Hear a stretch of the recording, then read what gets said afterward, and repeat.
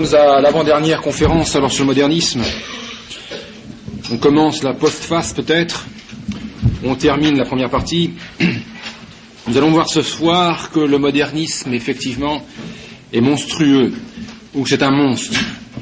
Je prends le terme monstre dans le sens, nous le verrons un peu plus loin, où saint Thomas l'utilise en commentant Aristote, donc c'est quelque chose qui n'est pas nouveau. Il s'agit donc de ramasser en quelque sorte ce que nous avons vu donc depuis le début de l'année sur le modernisme en essayant de mettre le point ou le doigt sur l'erreur finalement fondamentale qui sujette toute la théorie. Pour ça, il faut retracer en quelque sorte rapidement les conclusions qu'on avait abordées dans les conférences précédentes.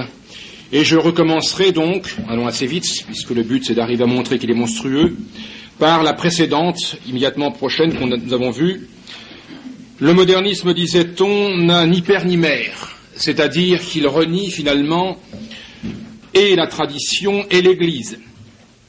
Nous avons vu effectivement que le modernisme entend par tradition une communication d'expérience, et c'était là donc le terme important, c'était justement cette expérience transmise, voilà pourquoi il parlait de tradition, communiquée, avec des formules ou des mots qui avaient par eux-mêmes une vertu, disait saint Pélice, suggestive, qui faisait résonner en quelque sorte les cordes sensibles de chacun. Et alors à ce propos, saint Pélice avait fustigé la notion d'autorité des modernistes.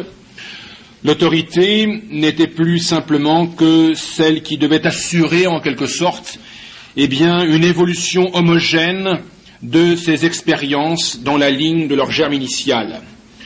L'autorité, c'était simplement donc la récapitulation, si on veut, des consciences individuelles.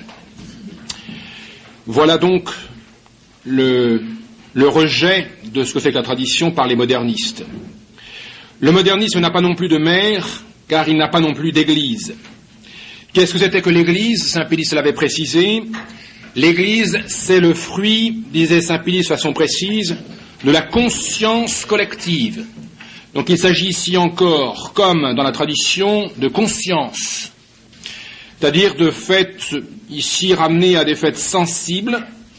L'Église n'est pas une société telle que nous la comprenons et la croyons, c'est une récapitulation en quelque sorte encore, ou bien une collection, ça serait mieux, parce qu'elle manque d'unité, parce qu'elle manque de hiérarchie, une collection des consciences individuelles. Et nous avions vu alors que parce que l'Église moderniste, qui est une conscience collective, ou plutôt le fruit d'une conscience collective, est une collection, elle a encore, si on veut, une autorité, mais cette autorité, nous l'avons vu, c'est alors pris comme la conscience collective faisant comme un tout. On voit la conscience collective comme un tout, on ne sait pas qui décide, un peu comme les conférences épiscopales aujourd'hui. Qui décide, on ne sait pas, c'est la conférence à décider que. L'Église moderniste a encore, dit-elle, un magistère, c'était l'enseignement. Qu'est-ce que c'est que ce magistère? C'est encore donné par l'autorité, c'est justement, l'intelligence commune. Donc c'est une espèce d'intelligence qui plane au-dessus de chacune des intelligences individuelles, et nous voyons que le magistère, c'était simplement que le service public subordonné donc aux formules populaires. Enfin, nous avons vu que l'Église moderniste prétendait encore garder un culte. Pourquoi? Ce culte était encore un culte parce qu'exprimant le besoin de la conscience individuelle comme vie, propagation en quelque sorte de la religion dont chacun a besoin. Et donc le culte moderniste doit par essence s'adapter au contenu et aux traditions populaires. Donc le moderniste n'a ni père ni mère, et s'il y a tradition et église encore, s'ils emploient les mots, c'est toujours dans le sens donc d'expérience, de collection d'expériences, donc de faits sensibles éprouvés par chacun et mis en commun. Voilà le caractère important que saint Pélice manifestait donc, que je vais essayer d'expliquer la dernière fois. L'avant-dernière fois, nous voyons que le moderniste n'avait ni foi ni loi, c'est-à-dire ni religion ni dogme. Alors le modernisme n'a pas de foi, nous l'avions vu aussi. Qu'est-ce que c'était que la foi pour le moderniste? C'est un sentiment Donc c'est pas du tout une adhésion intellectuelle, c'est un sentiment qui répondait aux besoins intrinsèques individuels, donc qui émanent de la subconscience. La foi est donc encore un fait de conscience, ici pris pour sensible, conscience individuelle, et on y répond par ce sentiment individuel. Donc c'est encore un fait sensible. Et appuyé, une fois de plus, comme la tradition, comme l'Église, sur la conscience de chacun. Il n'y a pas d'unité. La foi ne peut pas prétendre avoir une unité en tant que telle, puisque c'est finalement la réaction individuelle de chacun à un besoin du divin intrinsèque à chaque individu. D'autre part, le modernisme n'a pas non plus de dogme, il était sans loi, ce que j'avais ainsi dénommé. Pourquoi ? Eh bien, parce que le dogme, pour eux, c'est l'expression du sentiment, justement, qu'était cette foi. Ce sentiment était formulé, nous l'avons vu, comme un symbole du subconscient individuel et comme instrument pour l'individu qui se dit, justement, ce subconscient qu'il commence à apprécier. Donc, le dogme, eh bien, est essentiellement variable. Et encore une fois, il est individuel. Donc, il est variable, sensible, individuel. Il est même infiniment variable, nous l'avions vu aussi, puisque le sentiment ou le dogme, ça revient au même, comme symbole, eh bien, il doit en quelque sorte transmettre ou dire les aspects infiniment divers que le croyant peut éprouver de ces divers sentiments, et il est aussi infiniment variable car les états mêmes du croyant sont infiniment divers par rapport à ce subconscient senti. Donc, le dogme, comme la tradition, comme l'Église, comme la foi, est individuel et essentiellement variable. Le dogme, disait saint Pélis, n'existe qu'en tant que vécu, car sinon, il tombe, il est être morte, et ça veut dire qu'il ne transmet pas une religion qui, en tant que telle, est un phénomène de vie. Voilà donc pourquoi le moderniste n'avait ni foi ni loi, c'est-à-dire ni religion ni dogme. Et puis, la deuxième conférence, nous avions vu que le moderniste n'a ni science ni conscience. Il n'a ni science, pourquoi ? Parce que saint Pélis expliquait que le modernisme est fondé sur une philosophie qui s'appelle l'agnosticisme, qui dit que la raison est enfermée dans les phénomènes et donc incapable de connaître la réalité. Elle est enfermée dans ce qui m'apparaît à moi individuellement, en tant que ça m'apparaît. Donc on retrouve encore ici une caractéristique, c'est que la science moderniste, ou plutôt l'absence de science moderniste, vient du fait que la connaissance est sensible et individuelle, et donc essentiellement variable. Le deuxième facteur que saint Pélis expliquait, montrant qu'il n'avait pas de science, c'était ce qu'il avait appelé l'immanence vitale. La religion, on l'observe, c'est constatable, c'est-à-dire que c'est un fait sensible, constatable. Comme tout fait sensible, elle est observable. Comme tout fait observable, elle demande une explication. Eh bien, cette explication, c'est ce que saint Pélis caractérisait comme une forme de vie. Voilà donc ce que c'est que la science, si on veut, ou le fondement du modernisme. C'est cette espèce de vie de l'homme qu'il essaye d'expliquer. Mais attention, cette vie est en fait un phénomène vital, donc quelque chose de sensible, d'individuel. Voilà ce que précisait saint Pélis dans la première d'ailleurs conférence que nous faisions. Et nous voyons enfin que le modernisme n'a pas de conscience, parce que, en tant que modernisme, eh bien, la racine, finalement, de sa connaissance du divin, elle n'est pas consciente, elle est sous la conscience, elle est subconsciente, mais elle émerge, pourquoi ? Eh bien, par une nécessité de besoin, en quelque sorte, qui fait que l'homme vit. La vie elle-même, en quelque sorte, réclame qu'émerge de la subconscience ce divin qui est enfoui en l'homme et qu'il ne connaît que lorsqu'il le sent. En conséquence, si on récapitule tout ce que nous avions vu, on constate, d'après les termes mêmes de saint Pélis, que aussi bien la science, que la foi, que le dogme, que la tradition, que l'Église moderniste est toujours fondée sur quelque chose de sensible et d'individuel. Il n'y a rien donc d'ontologique si on veut, on n'atteint pas la réalité des choses, il n'y a pas d'adhésion intellectuelle à une vérité qui puisse être partagée par d'autres, il n'y a pas d'unité au sens propre. Il n'y a que collection donc de plusieurs membres, individus, plusieurs formules qu'on met ensemble mais qui gardent donc leur diversité. Le modernisme est incapable de faire l'unité. Quel est alors, fondé sur ces 3 premières conférences, quel est finalement le point crucial, quel est le fondement ultime de la théorie moderniste? Eh bien, saint Pédis va le préciser alors dans de nombreux passages dans son encyclique que je vais cette fois-ci vous donner de façon explicite. D'abord, dans le numéro 32, saint Pédis, en quelque sorte, dévoile ce qu'il avait laissé peut-être comme sous-jacent, mais qui était déjà manifeste pourtant dans tout le début de l'encyclique, c'est le passage sur l'évolution. Et voilà le problème. Le moderniste, dit saint Pédis, pose comme principe général que dans une religion vivante, il n'y a rien qui ne soit variable, rien qui ne doive varier. D'où il passe à ce qu'on peut regarder comme le point capital de leur système, savoir l'évolution. Et on comprend, c'est conséquent à ce qu'on a vu jusqu'à présent, c'est relatif effectivement à chacun, à chaque état de conscience, à chaque sentiment que l'on peut éprouver. Donc c'est sans arrêt en train de varier. Et puisque la religion est une forme de vie, en tant que forme de vie, elle ne peut pas ne pas varier.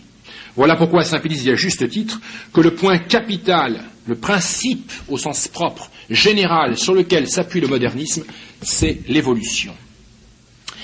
Alors il va le préciser, il va dire qu'il s'agit d'évolution au niveau de la foi, évolution au niveau de l'Église, évolution au niveau du dogme, évolution au niveau du culte, évolution au niveau des livres saints, bref, tout est évolutif. Et le modernisme n'est qu'évolution. Dès qu'il n'y a plus d'évolution, il y a pour le modernisme mort, donc plus de religion. Voilà ce qu'il précise ensuite dans ces paragraphes 33 et suivants. Alors dans le paragraphe 38, saint Pédis insiste, pour y montrer l'importance de ce principe général, il précise effectivement que cette évolution est la doctrine même du modernisme, et que par doctrine, il est en quelque sorte un doctrinaire, le moderniste, un doctrinaire de l'évolution, par doctrine, rien n'est stable, et rien ne peut être immuable. Il ne peut pas y avoir dans le modernisme de stabilité, d'immuabilité, dans aucun domaine. L'Église, le dogme, la tradition, le culte, etc. Rien n'est stable, rien n'immuable. Ils ont eu des précurseurs, nous dit saint Pédis, ceux dont Pie IX, notre prédécesseur, écrivait: ces ennemis de la révélation divine exaltent le progrès humain et prétendent, avec une témérité et une audace vraiment sacrilèges, l'introduire dans la religion catholique, comme si cette religion n'était pas l'œuvre de Dieu, mais l'œuvre des hommes, une invention philosophique quelconque, susceptible de perfectionnements humains. Donc c'est ça, c'est Pie IX dans Qui Pluribus, donc une encyclique de 1846.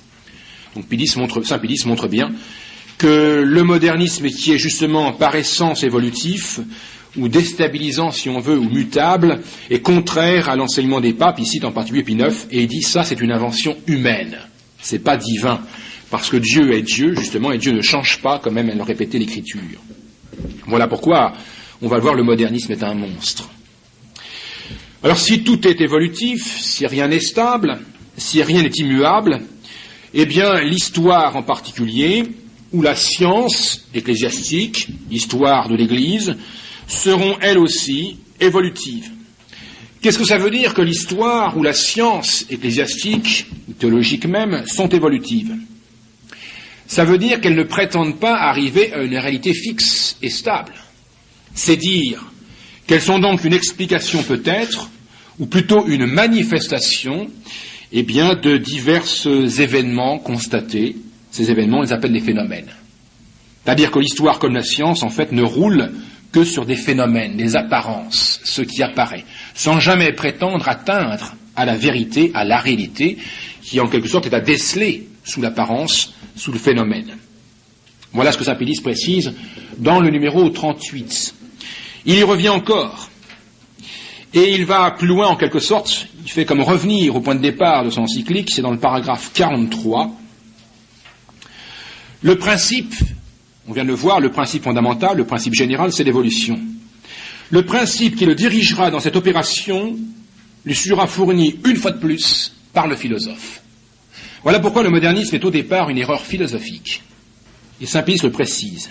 Quel est le point de départ? Quel est le fondement de ce principe général qui est l'évolution en modernisme?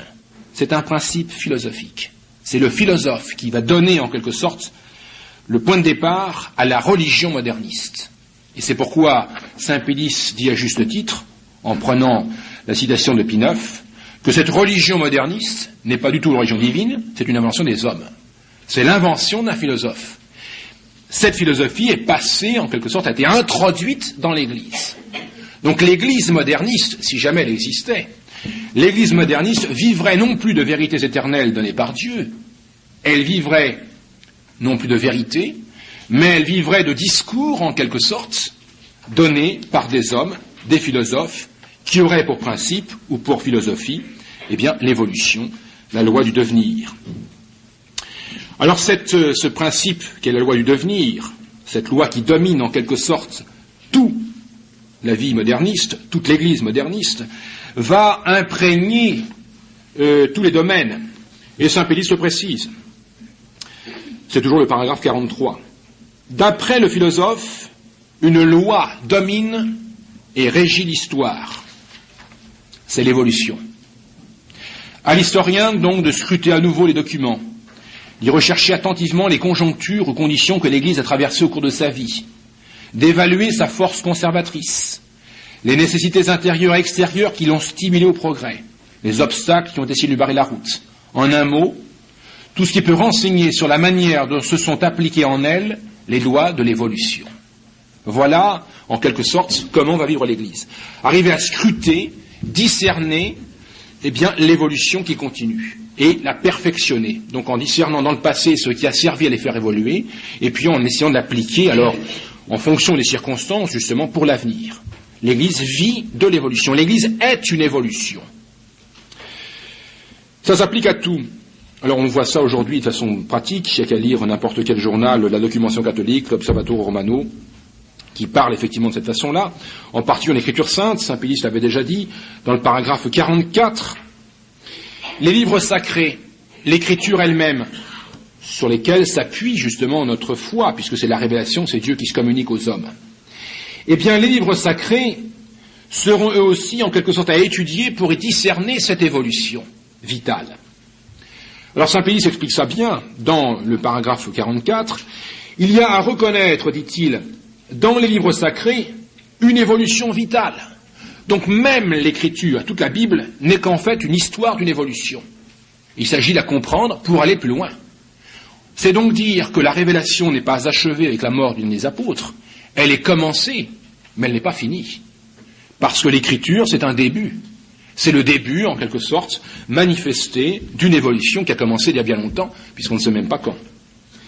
Donc évolution vitale, parallèle, dit Saint-Pédis pour les livres sacrés, et même conséquente à l'évolution de la foi. Ça va ensemble. La foi s'appuie, si on veut, sur les livres sacrés, mais on a vu dans quel sens pour les modernistes. C'est parce que les livres sacrés, en quelque sorte, transmettent eux aussi la façon de réagir à des mots qui ont une vertu suggestive. Eh bien, les livres sacrés vont, comme la foi, dans le sens d'une évolution. On pourrait même dire qu'on va continuer à écrire l'histoire telle qu'elle a déjà été commencée par quelques auteurs, ce qu'on appelle les prophètes, ce qu'ils appellent, ou les évangélistes. Il faut poursuivre. La révélation n'est pas achevée. L'évolution continue. Alors Saint-Pédis continue, il applique ça à d'autres domaines, et il insiste, dans le paragraphe 45, qui est comme la conclusion, en quelque sorte, en tout cas pour nous, pour ce soir, pour démarrer, il nous semble donc, dit-il, avoir exposé assez clairement la méthode, donc du modernisme, qui est une méthode historique, c'est-à-dire à discerner dans toute chose l'évolution. Et Saint-Pédis précise bien quel est le point de départ et quel est le point d'arrivée. Le philosophe ouvre la marche. Voilà comment ça se passe. Donc c'est le philosophe qui en quelque sorte donne l'idée, fait comprendre, permet de dire comment il faudrait en quelque sorte agir, ou ce qu'il faut penser. Donc le philosophe ouvre la marche, c'est lui qui va entraîner tous les autres. Qui est-ce qui suit le philosophe? Nous dit Saint-Pédis, c'est l'historien. Donc l'historien prend le pas sur le philosophe va donner en quelque sorte le germe initial à la philosophie moderniste et donc à la religion moderniste, et lui embraye le pas l'historien. L'historien qui va développer finalement ces idées mises en germe par le philosophe. Puis par ordre, la critique, donc interne, la critique textuelle. Donc toute l'exégèse va prendre le pas sur l'historien. Alors on voit ça aujourd'hui. La critique textuelle aujourd'hui n'a plus rien à voir, l'exégèse n'a plus rien à voir effectivement avec celle qu'on avait pu entreprendre jusqu'à Pie XII. Mais Saint-Pédis insiste, comme le propre de la cause première, c'est-à-dire celui qui ouvre la marche, est de laisser sa vertu dans tout ce qui suit, il est de toute évidence que nous ne sommes pas ici en face d'une critique quelconque, mais bien agnostique, immanentiste, évolutionniste. Vous voyez qu'on retrouve le point de départ. Il avait dit finalement sur quoi s'appuie le modernisme. Il avait commencé par la philosophie, en disant que c'était d'abord un agnosticisme, refus de l'intelligence de connaître la vérité. Immanence vitale, tout vient du sujet lui-même et donc individuel. Il termine ici en disant, eh bien ça conduit à l'évolutionnisme. En fait, cet évolutionnisme, c'est l'idée en quelque sorte de départ donnée par le philosophe et qu'il a introduite dans l'Église. Alors l'Église, c'est pas une société qui s'en soit, ce sont des sujets qui la composent, nous avons vu ça la dernière fois. C'est donc dire que l'idée, alors fausse bien sûr, donnée par le philosophe, donc un homme du monde, eh bien va en quelque sorte pénétrer les intelligences des hommes d'Église. Et les hommes d'Église vont devenir convaincus à leur tour de cette idée philosophique d'évolutionnisme. Voilà pourquoi quiconque l'embrasse, donc cet évolutionniste, et l'emploie, fait profession par là même d'accepter les erreurs qui sont impliquées et se met en opposition avec la foi catholique. Une fois en quelque sorte que cette idée a germé dans un membre de l'Église, cette idée d'évolution, il finira par être en opposition avec la foi catholique. C'est pas pour autant qu'il sortira de l'Église. C'est ce que justement Saint-Pédis, nous avons vu ça aussi, ce dont Saint-Pédis se désolait, c'est que les modernistes restaient dans l'Église et voulaient à leur tour transmettre cette espèce d'idée géniale qu'ils avaient reçue d'un autre, un philosophe, l'évolution. En conséquence, on peut, si on veut, ramasser en un mot la doctrine philosophique moderniste, c'est tout simplement donc l'évolutionnisme. Alors est-ce que l'évolutionnisme c'est nouveau? Est-ce que le modernisme c'est vraiment du modernisme? Est-ce que c'est pas plutôt une erreur vieille comme le monde, vieille comme l'homme? Il semble, d'après ce que nous avons vu jusqu'à présent, donc dans les conférences précédentes, que le modernisme n'a ni science ni conscience, qu'il n'a ni loi ni foi, qu'il n'a ni père ni mère. Il semble que le moderniste, qui est justement évolutionniste, est comme capté en quelque sorte par le changement. Ces changements intérieurs, les changements des autres, les changements des situations, bref, ce que le moderniste ne fait que voir, c'est le changement. Il n'observe que ça, il ne voit que ça. Et il est tellement, en quelque sorte, obnubilé par le changement, qu'il en devient même, ce moderniste, captif. Il est comme captivé et enfermé même dans le changement. Il ne peut plus en sortir. Il n'arrive plus à discerner ou à pénétrer davantage quelque chose qui soit sous le changement, quelque chose qui change. Il ne fait qu'observer ce qui apparaît le plus facilement, c'est les phénomènes, justement les apparences qui changent. Ce qui le capte, le moderniste, l'évolutionniste, c'est le changement, le devenir. Alors est-ce que cette erreur est nouvelle? Eh bien pas du tout. L'erreur n'est pas nouvelle car un philosophe, justement, quelques siècles avant Jésus-Christ, un philosophe qui est né donc en 576 avant Jésus-Christ et qui est mort en 480 avant Jésus-Christ, avait déjà lui-même été capté justement par le changement, par le devenir. Il s'appelle Héraclite. Et il avait fini par dire, un peu comme le diront donc les modernistes au XXe siècle, il avait fini par dire, ne voyant que le changement, ne voyant que ce qui passe, ne voyant que les apparences fugitives et ces états différents de conscience, et bien que finalement l'être, les choses ne sont pas, n'existe, disait pour Héraclite, finalement, que le devenir. Il n'y a que devenir. Il n'y a pas de chose qui demeure, il n'y a pas de sujet stable, il n'y a que du devenir. Alors Héraclite, vous connaissez peut-être des formules qui font bien comprendre de quoi il s'agit. Il se met devant une rivière, n'est-ce pas, c'est constatable, eh bien il dit, voyez, le fleuve n'existe pas. Car à l'instant où je regarde un fleuve, l'eau que je regardais déjà passer, elle n'est plus. Bon. Donc le fleuve, en quelque sorte, c'est un flux. Eh bien, la réalité, le monde est comme un fleuve, une eau qui passe. Et il ajoutait, on ne se baigne pas 2 fois dans le même fleuve. Et effectivement, vous faites un saut dans l'eau, eh bien, au moment d'ailleurs où vous avez décidé de vous sauter dans l'eau, c'est déjà plus la même eau dans laquelle vous sautez, puisqu'elle est déjà passée. On ne se baigne pas 2 fois dans le même fleuve. Voilà ce qu'avait capté Héraclite. C'était donc le 5e siècle avant Jésus-Christ. Il est justement, lui aussi, captif du changement. Nous descendons dans le même fleuve, dit Héraclite, et nous n'y descendons pas. Nous sommes et nous ne sommes pas. L'eau de la mer est la plus pure et la plus souillée. Le bien et le mal sont une seule et même chose. Tout passe. Alors aujourd'hui c'est bien, demain ça sera mal. Ce qu'on disait au Moyen-Âge être le bien, demain sera le mal. Autrefois on disait la contraception est un mal, aujourd'hui on dit c'est un bien. Tout passe. Tout passe. Le devenir. Voilà la philosophie d'Héraclite, reprise, Saint-Pédis le dit explicitement, par le modernisme. Car il le dit, Saint-Pédis, la philosophie sous-jacente et qui est le point de départ de la religion moderniste, c'est l'évolutionnisme, la philosophie du devenir. Alors Aristote, qui a vécu lui aussi avant Jésus-Christ, on ne peut pas l'accuser d'être, non pas traditionnaliste, mais d'être de la fraternité des Saint-Pédis, Aristote avait déjà fustigé Héraclite, c'est ça qui est important, en lui montrant justement, après sa mort, il était déjà mort c'est vrai, en montrant au moins à ses disciples, en tout cas en réfutant l'erreur, qu'admettre ou que prétendre que tout passe, c'était finalement admettre ou vouloir l'absurde, la contradiction. On ne peut pas tenir que tout passe, qu'on ne se baigne pas 2 fois dans le même fleuve, que tout s'écoule, sans arriver nécessairement à dire les contraires sont vrais en même temps, c'est-à-dire à l'absurde. Alors Aristote fait ça dans son commentaire de métaphysique, rassurez-vous, je vais quand même pas tout lire, c'est un peu compliqué. Dans l'édition Tricot, c'est page 222. Donc il parle d'Héraclite. La raison de l'opinion de ces philosophes, donc c'est Héraclite, tout passe, on ne se baigne pas 2 fois dans le même fleuve, etc., c'est que considérant la vérité dans les êtres, ils ont entendu paraître donc les choses seulement sensibles. Voilà l'erreur, dit Aristote pour Héraclite, c'est qu'il n'a vu que ce qui apparaît au sens. C'est que le sensible. C'est bon, donc c'est bien. J'entends, donc c'est. J'entends pas, donc ça n'existe pas. Je ne vois pas, donc ça n'existe pas. Voilà l'erreur d'Héraclite. Or, il y a dans les choses sensibles beaucoup d'indétermination. C'est vrai que les choses sensibles, elles sont mutables. Le chocolat peut fondre, la glace aussi, etc. Et de cette sorte d'être que nous avons reconnu plus haut, c'est ce qui explique pourquoi l'opinion en question, tout en n'étant pas l'expression de la vérité, c'est donc pas la vérité, n'est cependant pas sans vraisemblance. Et voilà pourquoi elle capte.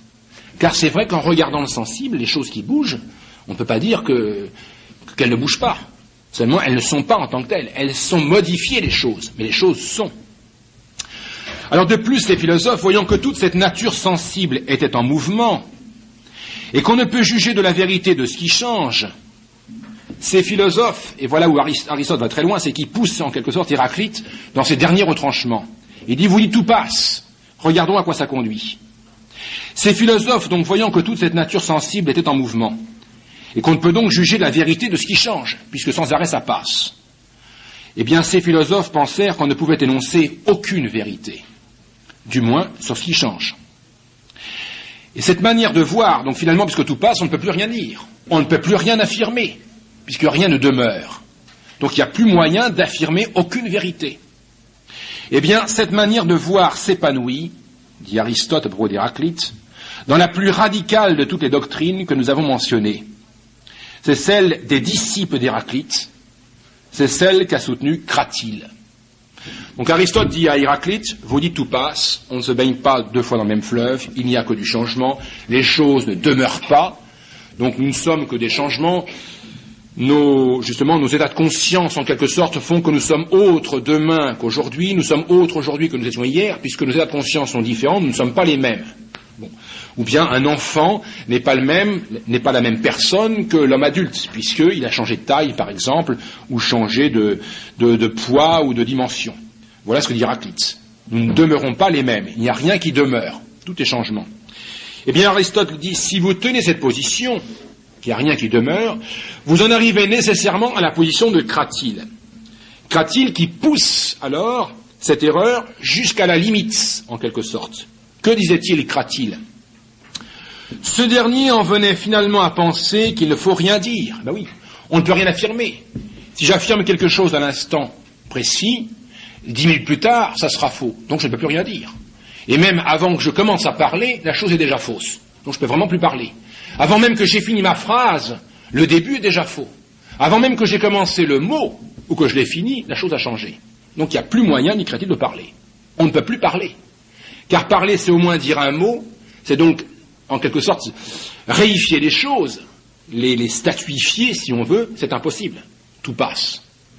Alors que faisait Cratyle, philosophe pourtant, si on ne peut plus parler? Ce dernier en venait finalement à penser qu'il ne faut rien dire, et il se contentait de remuer le doigt. Il n'y a plus moyen de parler.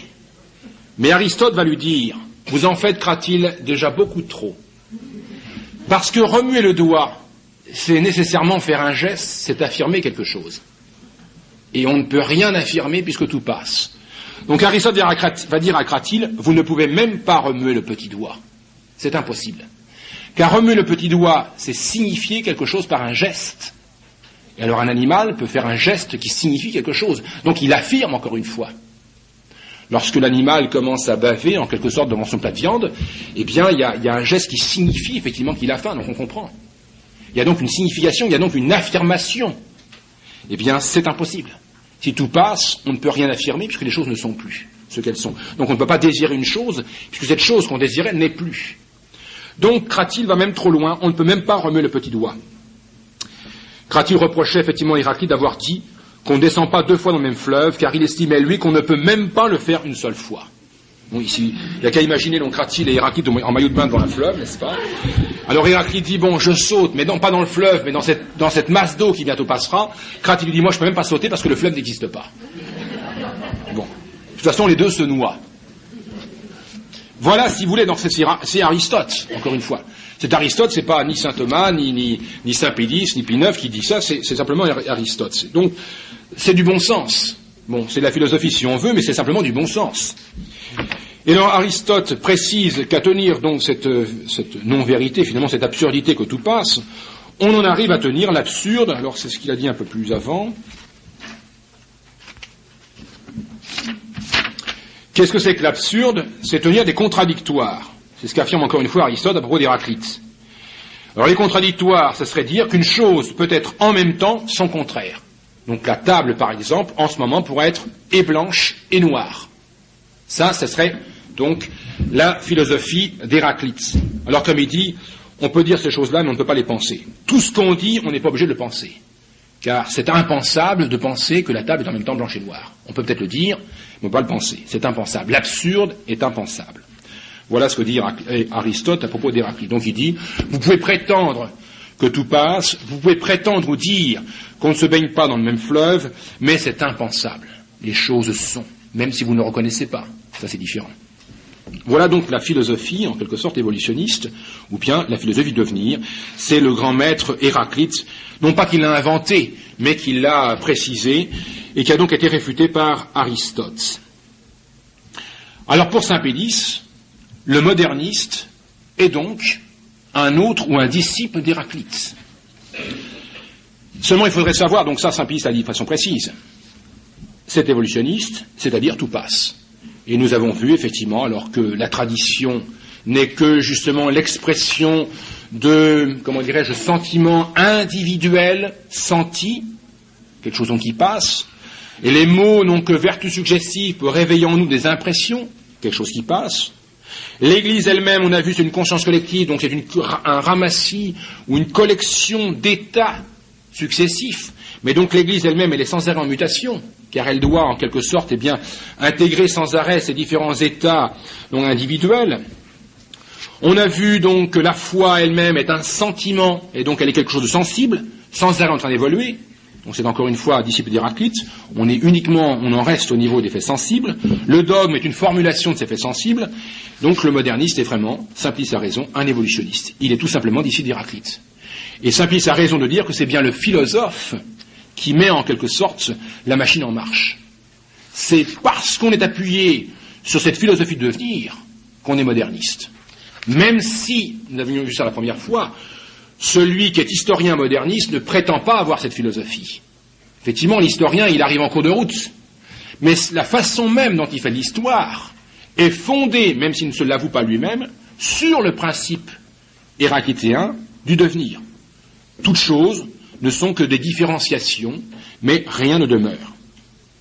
Alors, est-ce que le moderniste ou le modernisme est un monstre ou pas? Eh bien, saint Pélice est très clair. Il a, en quelque sorte, il nous explique ce que c'est que la philosophie d'Héraclite, que c'est bien celle du modernisme, c'est dans le paragraphe 50. Il le dit, explicitement. Saint Pélice va dire ce que nous venons de dire dans Aristote, que si on est moderniste, on en arrive nécessairement à tenir la contradiction. C'est-à-dire qu'une chose est en même temps son contraire. C'est dans les principes même du modernisme. Saint Pélice le dit. Il suffit de lire.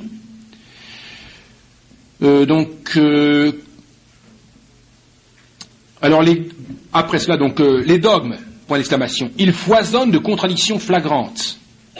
Mais sans compter que la logique vitale les accepte, la vérité symbolique n'y répugne pas. Nous avons vu ça puisqu'elle fait état de conscience. Est-ce qu'il ne s'agit pas de l'infini? Et est-ce que l'infini n'a pas d'infinis aspects? Voilà le fondement, c'est infini. Les aspects sensibles sont infinis. Il s'agit donc de décrire l'infini. Il faut une infinité de descriptions pour décrire l'infini. On n'y arrivera jamais. Enfin, non, dit le pape, ils tiennent tant et si bien à soutenir et à défendre les contradictions qu'ils ne reculent pas devant cette déclaration que le plus bel hommage à rendre à l'infini, avec un I majuscule, c'est encore en faire l'objet de propositions contradictoires. Donc vous voyez, c'est explicite dans Saint-Pélice dans le modernisme. Saint-Pélice dit bien, ils tiennent cette philosophie du devenir, ils sont évolutionnistes, ils vont donc tenir la contradiction. Et vont donc tenir des discours, c'est très important, des discours dans lesquels les propositions sont contradictoires. Donc dans un même discours, on aura la table est blanche et la table est noire.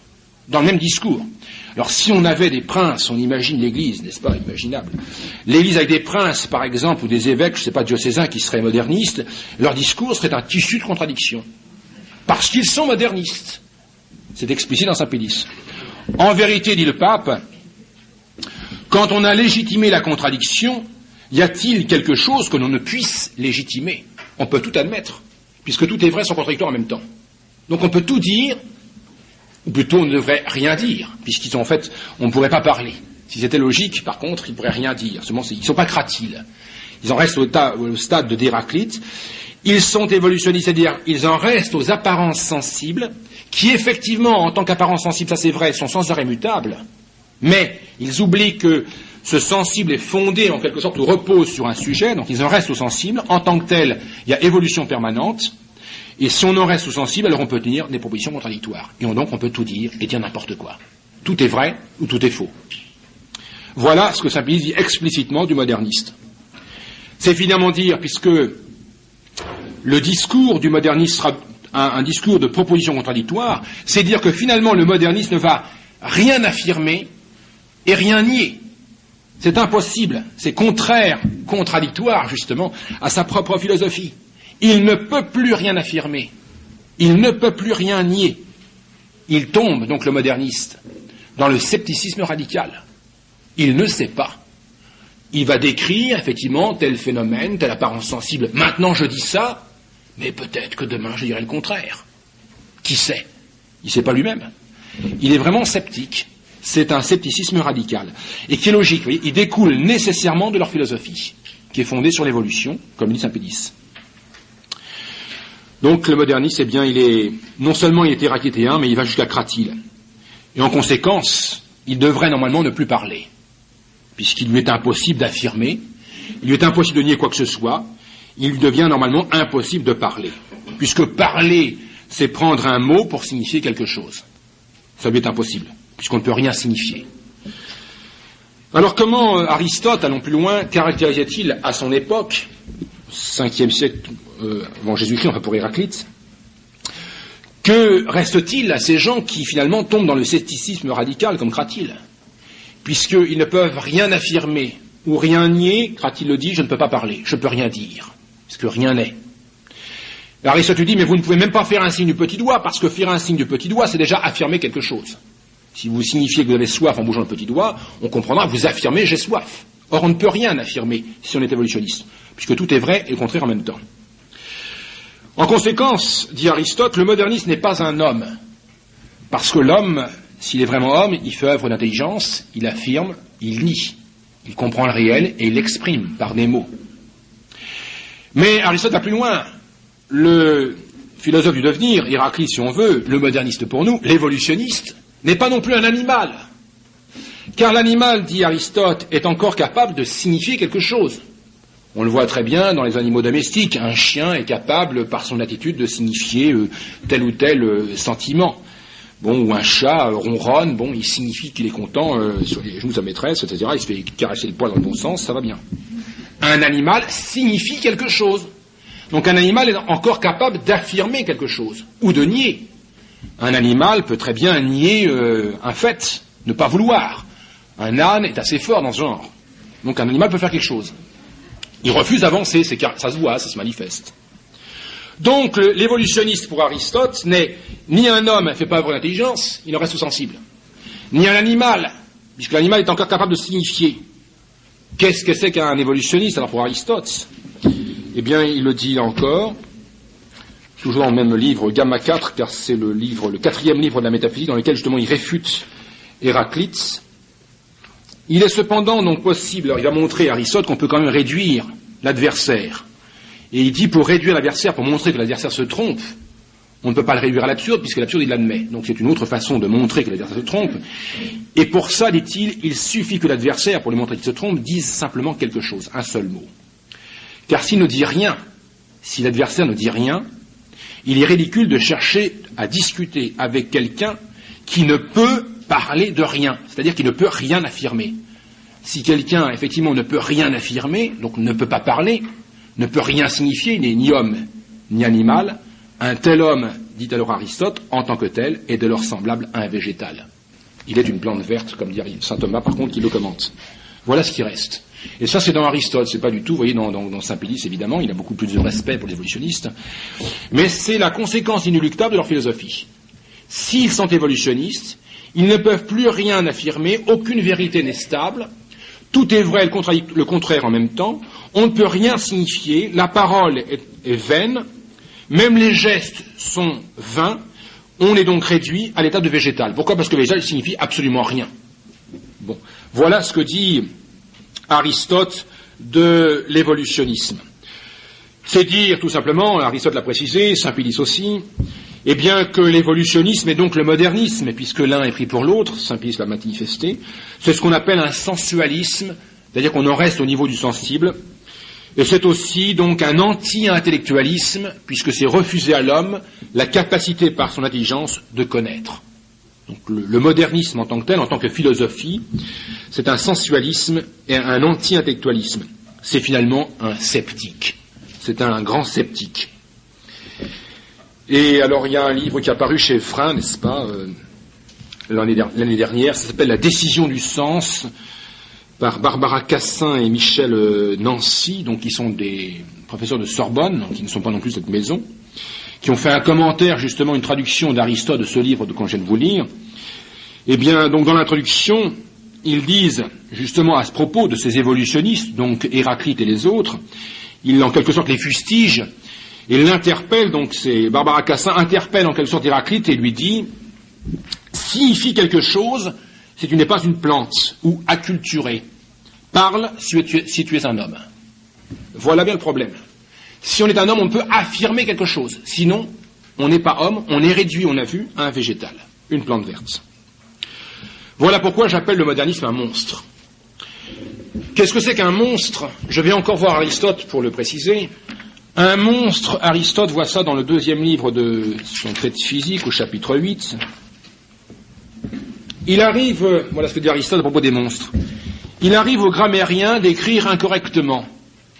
Il arrive au médecin d'administrer mal à propos sa potion. Bon, ça on le constate malheureusement tous les jours. Par suite évidemment, pour le grammairien j'entends comme le médecin, par suite évidemment, donc ça c'est pour l'art, dans l'art, sur l'art de la grammaire, on peut faire des erreurs. Le médecin peut aussi faire des erreurs.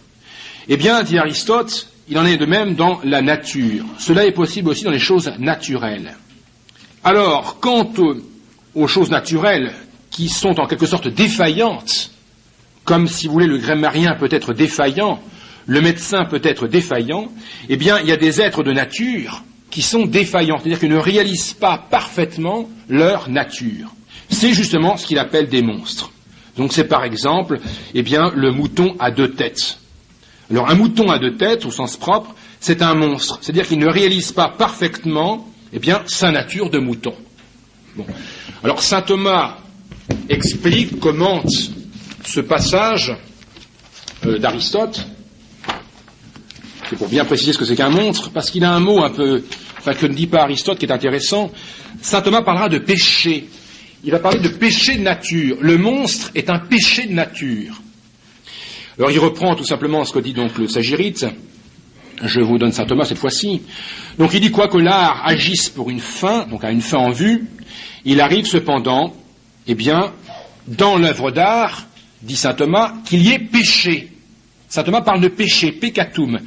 Bon, c'est un péché, on peut dire, de l'artiste. L'artiste fait un péché d'artiste lorsqu'il fait une erreur. Exemple, le grammairien, quand il n'écrit pas correctement, fait un péché d'artiste. Il se trompe, il défaille. Péché ici pour défaillance. Le médecin, qui ne donne pas comme il convient une potion médicimale, eh bien, fait un péché de médecin. C'est un péché en tant que médecin. Bon. Eh bien, dit saint Thomas, il en est de même dans les œuvres de la nature, de l'art, comme dans l'art. De même qu'il peut y avoir défaillance dans l'ordre de l'art, bon, un peintre peut se tromper, un médecin aussi, de même dans les choses naturelles. Et alors, dans les choses naturelles, les monstres, c'est justement le mouton à deux têtes, l'homme avec 3 yeux, ou avec 6 doigts par main, etc. Dans les choses naturelles, les monstres sont des péchés de nature.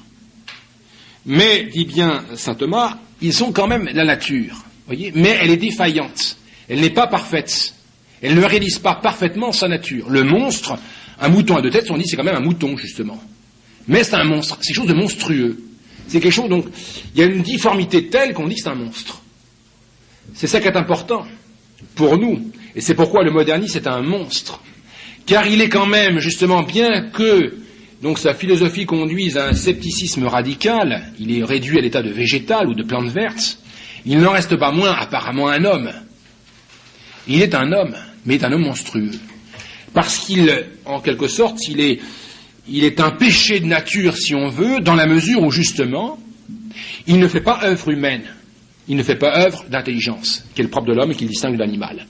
Il ne fait même pas œuvre d'animal, puisqu'il n'affirme plus rien. Donc le moderniste est un monstre. C'est un être de nature, c'est-à-dire un être naturel, comme tous les hommes. Seulement, il est complètement, en quelque sorte, il est tout à fait déformé, tout à fait difforme. Bon, seulement ça se voit pas. Un mouton à deux têtes, on voit bien, justement, on voit les deux têtes. C'est pour ça qu'on dit que c'est un monstre, ça se voit, monstresse, c'est clair. Tandis que le modernisme, ça se voit pas. Voilà pourquoi c'est dangereux. C'est que le monstre qu'est le moderniste cache bien son jeu. On ne voit pas que sa monstruosité est intérieure. Bon, c'est en quelque sorte comme le virus, n'est-ce pas, qu'il a attrapé du philosophe qui lui avait transmis. Monseigneur Lefebvre, dans une conférence à Alençon, il y a 3-4 ans, avait parlé donc justement de sida intellectuel ou sida spirituel. C'est un peu la même chose. Ça ne se voit pas si on veut, encore ça finit par se constater, mais c'est quelque chose qui s'inocule en quelque sorte petit à petit, et qui fait tomber donc dans un état qui n'est plus humain. C'est ça qui est très grave. C'est que cette monstruosité atteint tous ceux qui sont en quelque sorte en contact, parce que c'est comme ça se transmet, on pourrait dire, par tous ceux qui sont en contact avec de pensée, et finit par faire tomber tous ceux qui sont en contact dans le scepticisme radical. On ne peut plus rien affirmer, ou plutôt, on dira les contraires en même temps. Alors venons-en, avançons un peu plus, après avoir vu Saint-Pédis, puisque le but c'est quand même de voir si le modernisme est encore mort ou vif.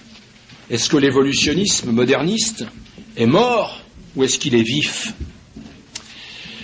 Alors le problème est un peu plus compliqué, il faut préciser, et je m'appuierai cette fois-ci sur le chanoine Verneau, qui était professeur donc à l'Institut catholique, qui a écrit un livre qui a été publié chez Teki, qui s'appelle Leçons sur l'existentialisme.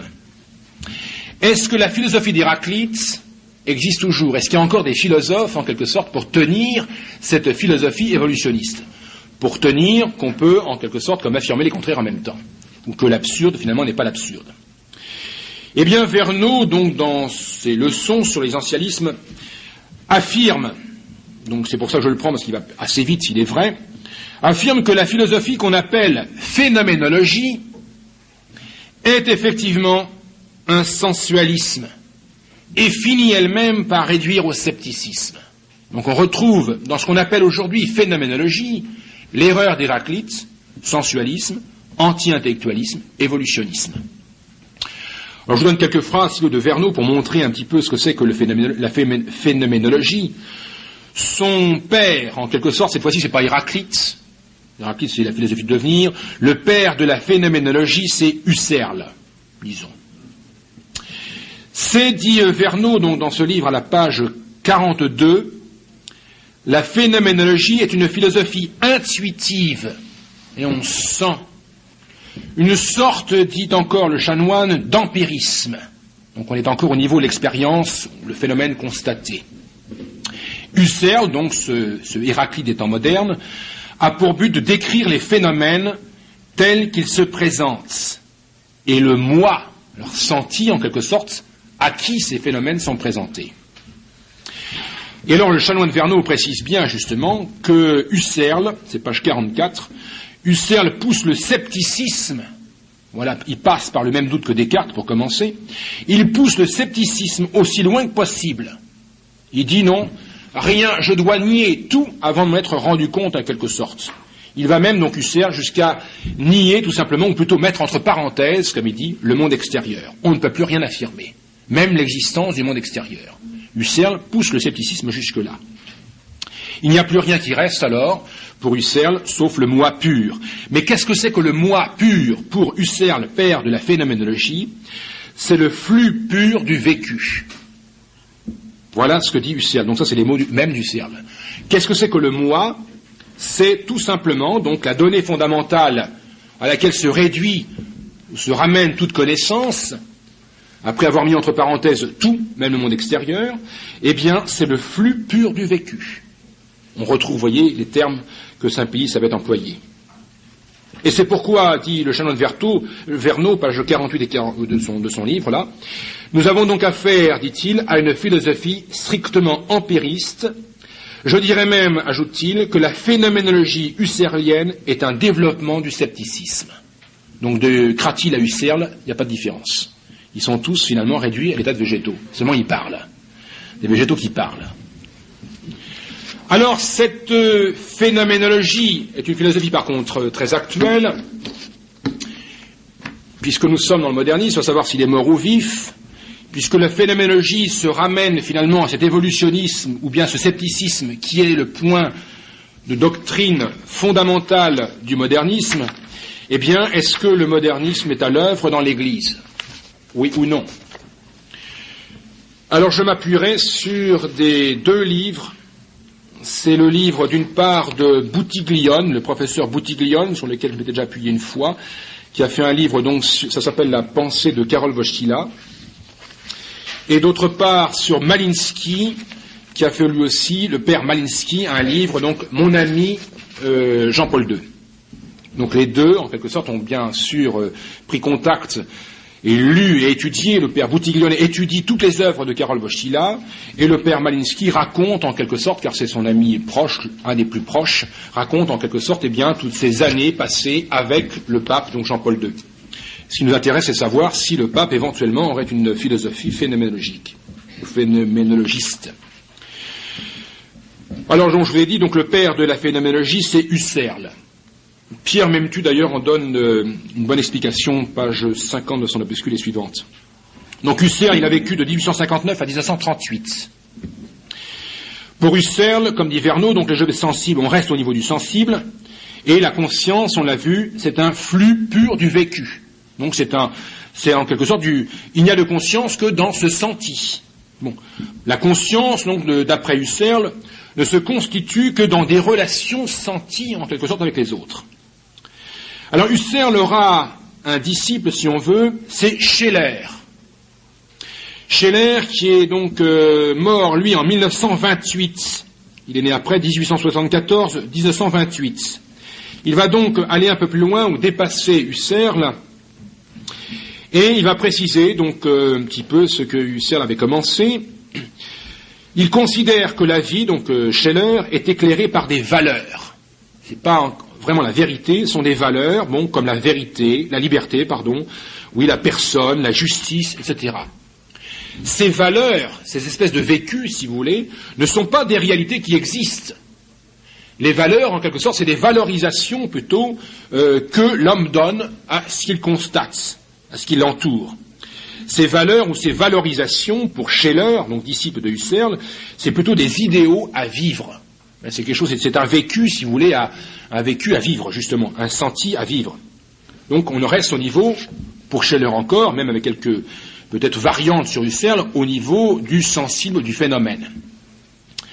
Alors à ce propos justement de ces philosophes, Husserl en particulier et puis Scheler, le professeur Boutiglione donc dit ceci à propos, donc rapporte plutôt ces propos donc de Karol Wojtyła, puisque le professeur Boutiglione a travaillé sur la pensée du cardinal Wojtyła, donc avant qu'il ne soit pape. C'est pour ça qu'il parle de Karol Wojtyła.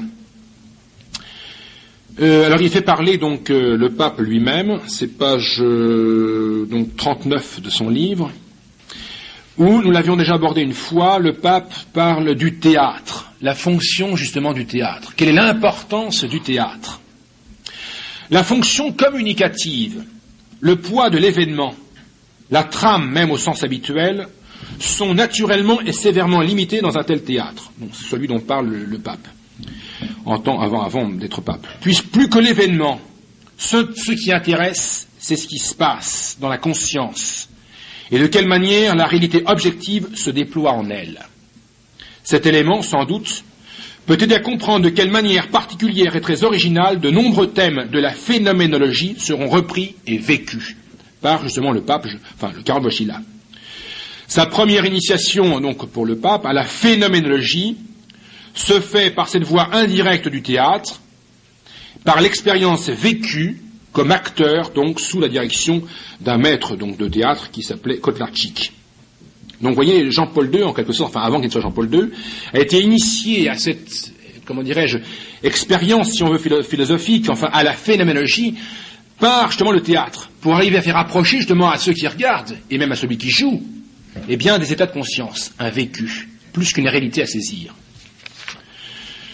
Le père Malinsky, par contre, lui, donc à la page 33 de son ouvrage, Mon ami Jean-Paul II, alors dit la même chose. Là, je les cite pour montrer donc combien la phénoménologie de cette philosophie donc est celle de Jean-Paul II.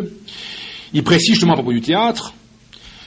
Alors ça, cette fois-ci, c'est le pape qui parle. Parler des répétitions à propos de quelques pièces jouées par quelques acteurs, tête brûlée, peut paraître bizarre aujourd'hui.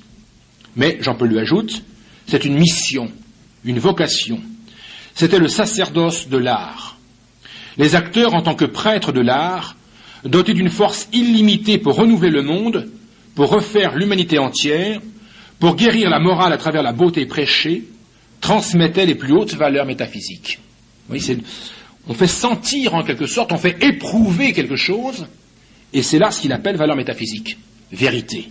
Ce qui est différent. C'est pas faux, effectivement, il faut faire percevoir à un spectateur une vérité, mais n'en pas rester alors un vécu ou un senti.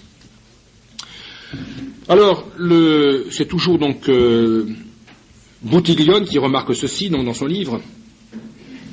Donc le cardinal Wojtyła va passer donc un doctorat sur la foi chez Saint Jean de la Croix. Ce doctorat sera donc patronné par le père Guéroult-Lagrange, qui fera d'ailleurs une objection à cette thèse que fera le pape, parce qu'il dit qu'il refuse d'utiliser à propos de Dieu, donc cardinal Wojtyła dans sa thèse, le terme d'objet. Donc ce à quoi on adhère. Il n'y a pas le terme d'objet quand il parle de Dieu pour la foi, dans la thèse de Karol Wojtyła, ce qui est assez ennuyeux. Bon, et le père Guéroult-Lagrange, donc dominicain, a fait remarquer aussi dans son commentaire de sa thèse, donc la tendance à développer le côté subjectif du problème. Donc ça vous montre déjà la difficulté. Donc il tient pour ça de Descartes et puis Kant. Ces remarques du père Guéroult-Lagrange se trouvent dans l'édition latine de la thèse de Jean-Paul II que l'on vend à la procure, sans aucune publicité. Alors, après donc son doctorat passé, et donc admis quand même, la thèse est passée, est admise, et bien peu après l'obtention de ce doctorat, donc dit le Boutiglione, Wojtyła se rendit en France pour étudier de près la vie et les méthodes pastorales de la JOC. Revenu à Cracovie, il prépare un second doctorat, donc une autre thèse de faculté, sur, alors voilà le thème du doctorat, la possibilité de fonder une éthique chrétienne sur la base philosophique de Max Scheler. Mais cet ouvrage, dit Boutiglione, ne reçut pas un accueil enthousiaste. Cependant, un membre du jury était destiné à avoir une grande influence sur le développement de sa pensée. Il s'agit de Roman Ingarden, l'un des premiers élèves de Husserl. Ingarden refusa toujours cependant de suivre son maître dans la voie de la conversion idéaliste de la phénoménologie. Il manifesta un intérêt particulier pour l'intuition des valeurs de la vie éthique. Sa façon d'entendre la phénoménologie se rapproche beaucoup de celle de Scheler. Alors Ingarden, dit Boutiglione, fera connaître à Karol Wojtyła Scheler et la philosophie moderne, Kant en particulier.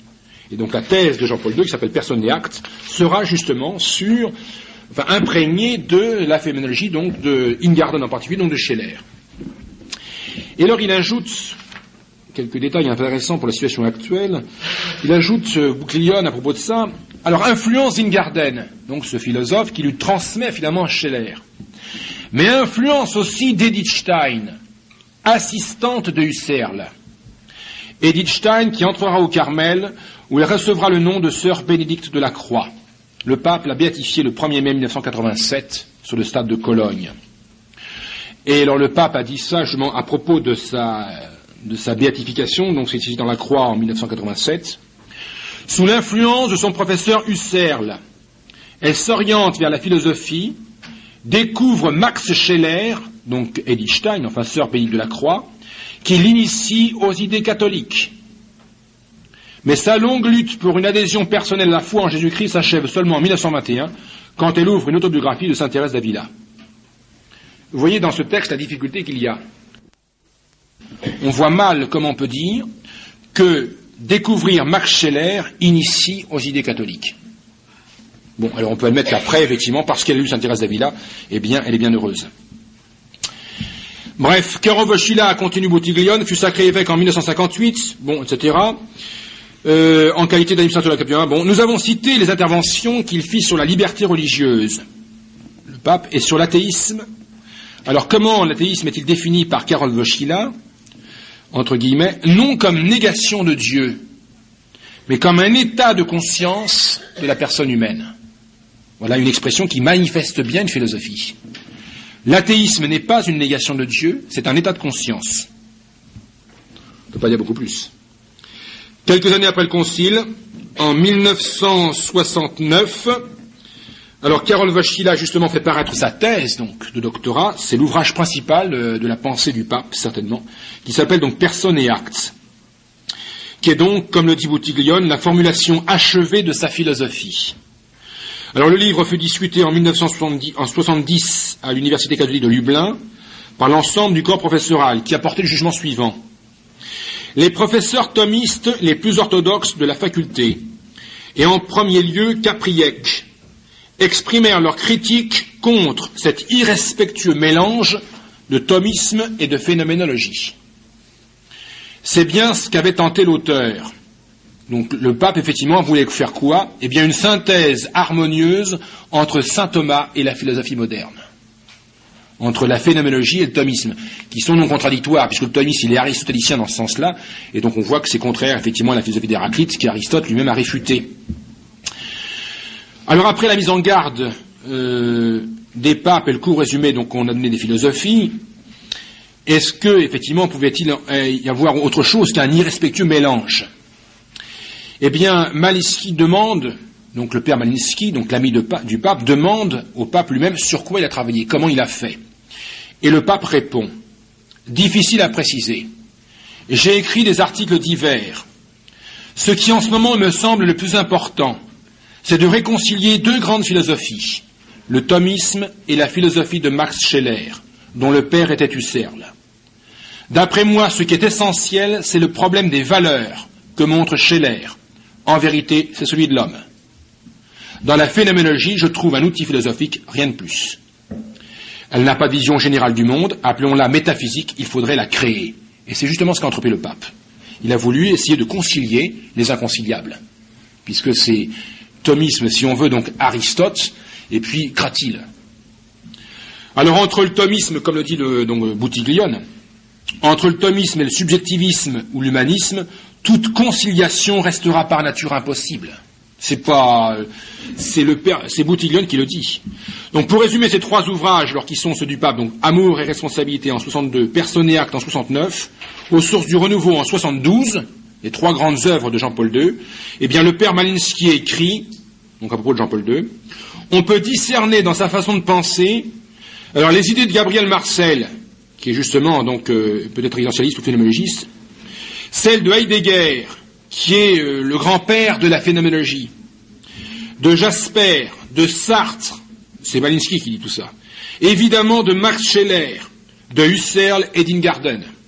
Tout ceci restitué dans la grande philosophie de l'être, suivant l'interprétation de saint Thomas. Ajoutons toutefois que la philosophie de l'homme, créée par le cardinal Karol Wojtyla, n'est pas éclectique, elle constitue une œuvre personnelle. Le modernisme est-il mort ou vif? À vous de répondre. Et j'en ai fini pour ce soir. Je ne sais pas s'il y a des questions. Je suis plus rapide, mais plus difficile. Donc on voit, si vous voulez, que le Saint-Pie a vu que le modernisme est un évolutionnisme qui porte des noms divers, qui a des visages divers, mais même si les visages sont divers, le monstre demeure. Bon, je ne dis pas que Jean-Paul II est un monstre, mais je dis simplement ce que Monseigneur Tissier de Malray avait dit dans une conférence qu'il a faite à Nantes en 1988, si je ne m'abuse, en septembre 88 ou 89. Voilà ce qu'il disait, ça avait été publié dans le bulletin, donc ça s'appelle l'Hermine, je crois, du prieuré Saint-Louis de Nantes. Monseigneur Tissier disait ceci: ce qui compte pour le pape actuel, c'est sa propre pensée. On dirait qu'il est en contemplation devant sa propre pensée. Il tenait cette thèse en tant que cardinal. Une fois pape, ce rêve solitaire va devenir le magistère de l'Église. En toute bonne foi, le pape va se croire assisté par le Saint-Esprit pour transmettre ce qui est le fruit de sa propre pensée. Comment voulez-vous que nous, donc disait Monseigneur Tissier, ayons accès, que nous puissions communier avec un tel pape? Lui, sa foi, c'est sa propre pensée. Nous, la foi, c'est ce que Dieu nous a révélé. Comment voulez-vous que cela concorde, que nous puissions nous rejoindre un jour, disait encore Monseigneur Tissier. Comment peut-on accéder à un tel esprit qui est comme enroulé sur lui-même, recroquevillé sur lui-même, enfermé dans le cercle étroit de ses propres pensées? Le pape est comme occupé par une idéologie tout à fait étrangère à la foi catholique, une idéologie personnelle. Aucun recours au pape n'est possible pour résoudre la crise de l'Église. Monseigneur Lefebvre dit, le pape est moralement occupé. Ce n'est pas l'Église, ce n'est pas Rome, c'est la personne même du souverain pontife. Il ne peut pas juger de la crise de l'Église, parce que pour cela, il faut se référer à la tradition. Il est même incapable de prendre les décisions qui s'imposent pour résoudre la crise. Il est empêché de gouverner moralement. Je crois que ça résume bien, malheureusement, la philosophie de Jean-Paul II, dont il est imprégné. Et alors, l'auteur dont je parlais tout à l'heure, Barbara Cassin, qualifiait donc, si on veut, parce qu'on dit qu'il est... donnons un nom à ce monstre, celui qui est Cratyle ou Héraclite, si on veut, eh bien, il l'appelle, je cherche mes papiers,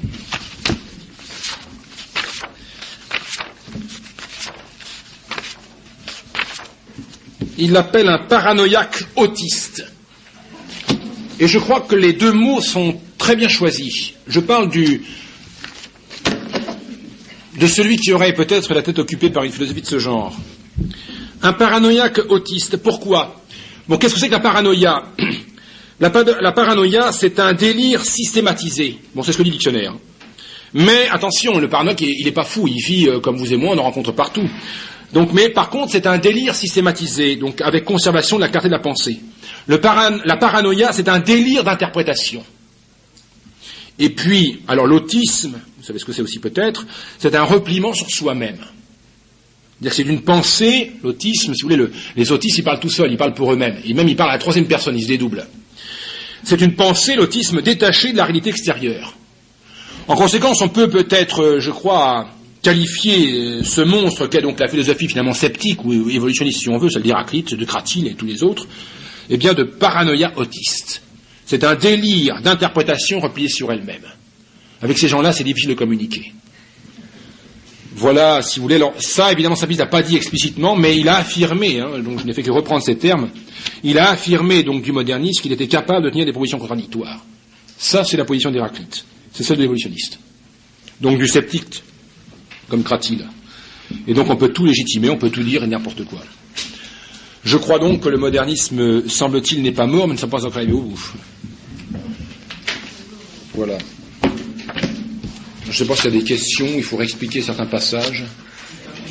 Oui.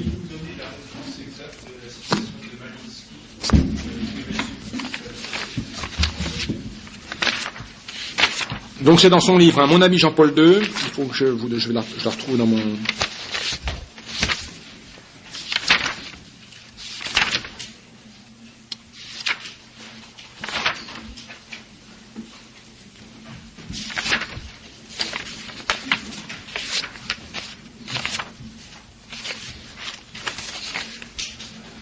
Est-ce que j'ai lu ça?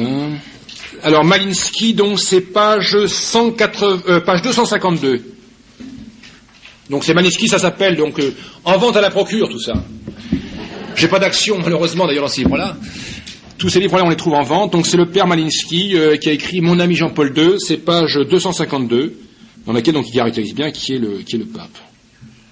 Et on voit en particulier le rôle important, je l'avais déjà mentionné, du théâtre.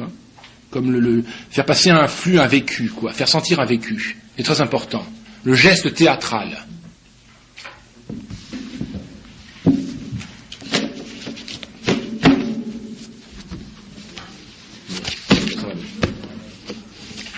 Très bien.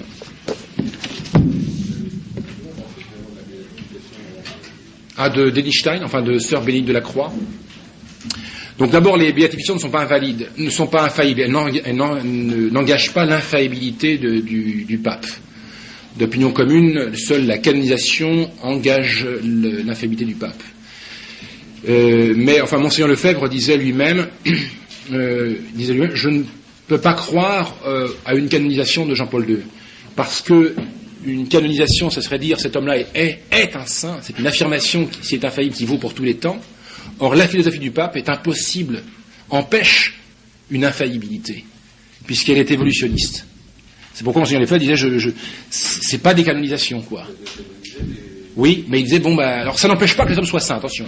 Ça n'empêche pas, effectivement, donc, que Maximien Kolbe, par exemple, soit saint, c'est tout à fait probable, enfin, je veux dire, dans le bon sens, quoi, puisqu'effectivement, il est mort dans sa vie par charité. Mais c'est différent des actes que le pape prononce pour ses canonisations. Bon, ce qui n'empêche pas non plus que peut-être, Sœur Bénédicte de la Croix soit béatifiée actuellement, notre au ciel. Ce sont plutôt, si vous voulez, donc c'est dans les actes eux-mêmes du pape qu'on a du mal à discerner, enfin à voir si vraiment il affirme une vérité qui sera valable pour tous les temps. C'est toute la difficulté, quoi. Les discours qu'il tient, donc par exemple, lorsqu'il a canonisé les martyrs d'Avrier, sont assez surprenants. Puisqu'ils étaient martyrs, finalement, au nom de liberté religieuse. C'est pas tout à fait le cas, quoi.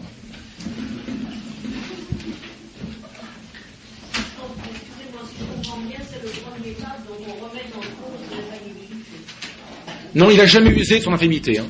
On ne la remet pas en cause. Il ne l'a jamais utilisé. On ne la remet pas en cause. Non, s'il la mettait en cause, il devrait donc l'employer les formules que les papes ont employées. Ah non, on ne met même pas en cause l'infaillibilité du pape. Il faudrait qu'il en fasse usage. Il n'en a encore jamais fait usage. C'est tout.